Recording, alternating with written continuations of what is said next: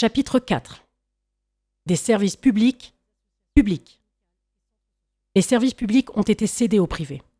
D'un objectif de service aux usagers, ils sont passés à une logique de rentabilité.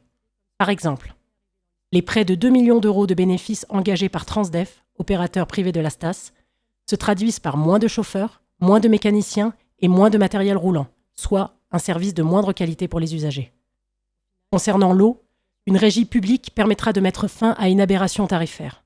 Actuellement, en coût total, consommation et abonnement compris, les plus petits consommateurs paient leur mètre cube d'eau beaucoup plus cher que les gros consommateurs. En gestion publique, le choix redevient politique et il devient possible de donner aux citoyens et citoyennes un réel pouvoir délibératif au sein des instances décisionnelles.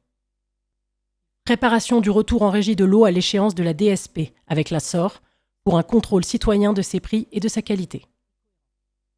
Anticipation du retour en régie de la STAS à l'échéance de la DSP Transdev. Nous mènerons les études nécessaires pour être prêts à un retour en régie publique une fois la délégation de services publics arrivée à terme. Retour en régie publique de la cantine à l'horizon 2031, fin de la DSP avec Elior. Service public funéraire. Ce service est un bien commun par excellence. Nous le remunicipaliserons pour proposer à tous et toutes une inhumation digne, selon des modalités librement choisies et à une tarification accessible. Sortie progressive de la dépendance aux GAFAM. Le numérique est un espace concret où se jouent des enjeux politiques, éthiques et sociétaux réels. Confier la gestion des intérêts et de données publiques parfois sensibles à des groupes privés, qui plus est étrangers, est un problème réel, tant en termes éthiques que de souveraineté nationale.